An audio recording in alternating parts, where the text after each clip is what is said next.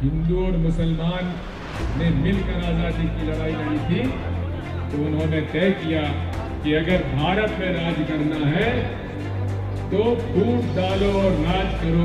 और वही नीति आज भारत में भारतीय जनता पार्टी अपना रही है। हिंदू मुसलमानों में खाई पैदा कर हिंदू मुसलमानों को लड़ाकर आज वो राज करने में लगा हुआ है और किसानों की आवाज दबाने में लगा हुआ है।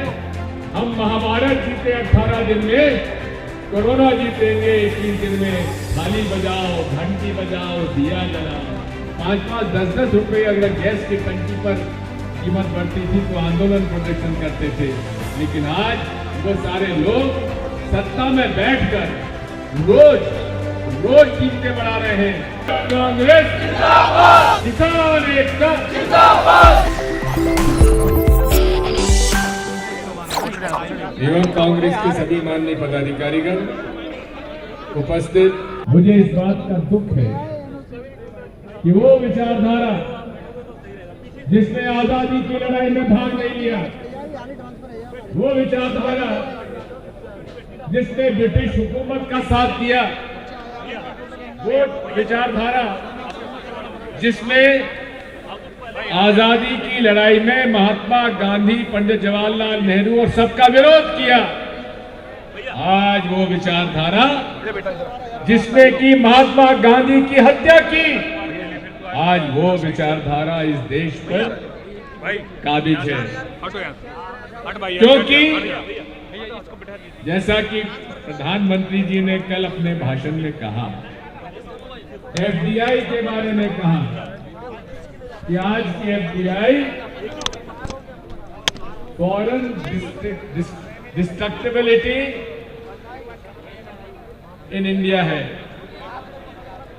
मैं आपसे कहना चाहता हूं, ये एफडीआई जो है विदेशों से तोड़-फोड़ की राजनीति की, ये ब्रिटिश हुकूमत का मूल आधार रहा है। जब 1857 में ब्रिटिश हुकूमत ने देखा हिंदू और मुसलमान ने मिलकर आजादी की लड़ाई लड़ी थी, तो उन्होंने तय किया कि अगर भारत में राज करना है तो फूट डालो और राज करो की यह नीति जो ब्रिटिश हुकूमत की थी उसको अपनाओ। और वही नीति आज भारत में भारतीय जनता पार्टी अपना रही है, संघ अपनाती चली आई है। मैं आपसे कहना चाहता हूं, हम लोग उस पार्टी से हैं जिस पार्टी ने इस देश के लिए त्याग, तपस्या और बलिदान दिया है। हमको उस पर गर्व करना चाहिए। हमारा उद्देश्य क्या है, हम लोग यहाँ आए क्यों हैं, डी शनिवास जी ने आपको आज पूरे देश भर से आमंत्रित क्यों किया है? इसलिए किया है कि इस देश की हुकूमत एक ऐसे व्यक्ति के हाथ में है जिसका अहम और अहंकार आज चरम सीमा पर पहुंच चुका है। और इस अहम और अहंकार में पूरे डूबा हुआ व्यक्ति आज पूरे देश में जहां फिरका परस्त ताकतों से हाथ मिलाकर हिंदू मुसलमानों में खाई पैदा कर हिंदू मुसलमानों को लड़ाकर आज वो राज करने में लगा हुआ है और किसानों की आवाज दबाने में लगा हुआ है। सोशल मीडिया की आईटी टीम ने जॉइन में सोशल मीडिया का कैंपेन शुरू किया है। आज सोशल मीडिया की ताकत आपको समझना चाहिए। बांग्लादेश के अंदर रहने वाली एक अच्छे गायिका, उसने केवल एक सेंटेंस में कहा कि क्या किसानों के आंदोलन की हमको चर्चा नहीं करना चाहिए।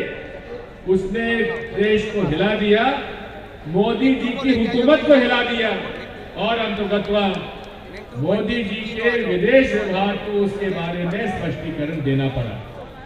मैं आपसे अनुरोध यही करता हूं, हमारे भावी पीढ़ी के नेता, कांग्रेस पार्टी के नेता जिन्होंने पैंडेमिक क्या कोरोना के बारे में सबसे पहले देश को आगाह किया था, उनकी मजाक उड़ाई गई थी।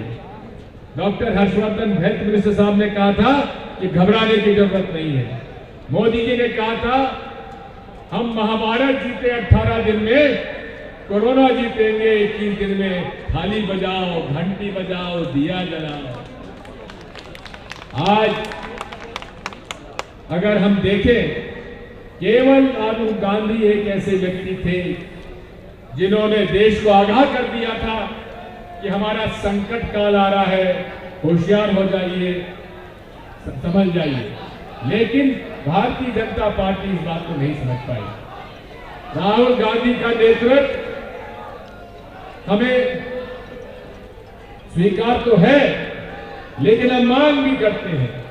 राहुल जी 2019 के अंदर उस समय अगर देश में नरेंद्र मोदी के खिलाफ कोई आवाज उठा रहा था तो केवल राहुल गांधी उठा रहा था और कोई नहीं उठा रहा था। नतीजे जो भी रहे हो, हमें उसकी चिंता नहीं है। लेकिन आज कांग्रेस पार्टी यह मांग करती है कि वो राहुल गांधी जिसने हमेशा ईमानदारी से हक की लड़ाई लड़ी है, जिसने ईमानदारी से चीन में जो घुसपैठ हो गई उसको उजागर किया, पैंडेमिक उजागर किया, और पूरे तरीके से आज मजदूरों के और किसानों के हक में जो चुनाव लड़ रहे, जो लड़ाई लड़ रहे हैं, हमें उनको तैयार करना पड़ेगा, मनाना पड़ेगा। क्योंकि आज यदि 2019 में हम लोग चुनाव नहीं जीते तो केवल राहुल गांधी जिम्मेदार नहीं थे, हम सब उसके लिए जिम्मेदार थे, हम सबको स्वीकार करना चाहिए। इसलिए आज मैं आपसे अनुरोध करना चाहता हूं कि आज आप सब लोगों ने यहाँ पर हजारों में आकर नरेंद्र मोदी की सरकार के खिलाफ प्रदर्शन करने के लिए तैयारी की है। मैं आपको बधाई देता हूं, और जो लोग चुनकर आए हैं उनको भी मैं बधाई देता हूं। मैं श्रीनिवास जी से इतना कहूंगा कि जो चुनकर आए हैं उनको नीचे तक अपनी टीम बनाने के लिए पूरा उनका अवसर दीजिए। और मैं विशेष तौर पर जो अध्यक्ष चुने गए हैं उनको मैं कहूंगा कि मूल रूप से राहुल गांधी का मकसद यही था कि जो जीत गया वो तो अध्यक्ष बन गया, लेकिन दूसरे तीसरे चौथे नंबर के आए उनको भी हमें समेट कर साथ में लेकर चलना पड़ेगा, तभी हम संगठन को मजबूत कर पाएंगे। आप जीत गए अकेले, इसका मतलब ये नहीं आग अकेले देता है। संगठन को मजबूती तब मिलेगी जब सब लोग मिलकर लड़ाई लड़ेंगे। जिंदाबाद के नारे लगाना अच्छी बात है, लेकिन साथ में मजदूर और किसानों की लड़ाई लड़ना और उनके लिए जिंदाबाद करना और अच्छी बात होगी।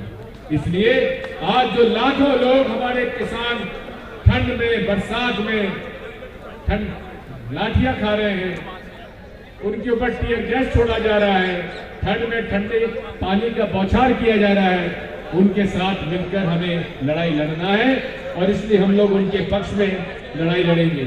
इसी तरह से मजदूरों के खिलाफ भी इन्होंने कानून बना दिए।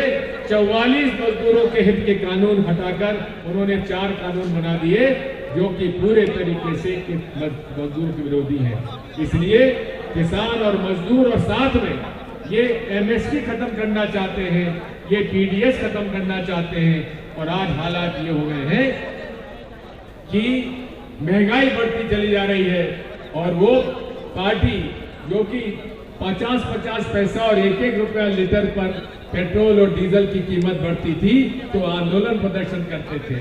5-5, 10-10 रुपये अगर गैस की टंकी पर कीमत बढ़ती थी तो आंदोलन प्रदर्शन करते थे।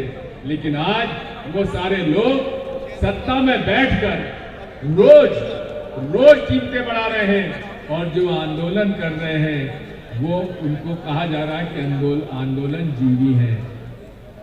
आंदोलन करना लोकतंत्र की बुनियाद है और लोकतंत्र की बुनियाद को मजबूत करने के लिए हम विपक्ष में रहकर आंदोलन करेंगे, करके रखेंगे और इस सरकार को गिरा कर रहेंगे। ये संकल्प के साथ हमको आगे लेना है। और जो भाषण जीवी मुख्य प्रधानमंत्री बना है, जो केवल भाषण देता है, झूठ बोलता है, उसकी एक झूठ को सच करने का संकल्प हम लेके जाएंगे। जगन्नाथ श्रीनिवास जी, आप सबको बहुत बहुत बधाई, धन्यवाद। युवक कांग्रेस जिंदाबाद, युवक कांग्रेस जिंदाबाद, किसान एकता जिंदाबाद, किसान मजदूर एकता जिंदाबाद, किसान मजदूर एकता जिंदाबाद, हिंदू मुस्लिम सिख ईसाई आपस में भाई भाई, हम सब एक है, हम सब एक है। भारत माता की जय, भारत माता की गांधी जिंदाबाद राहुल गांधी जिंदाबाद डी श्रीनिवास जिंदाबाद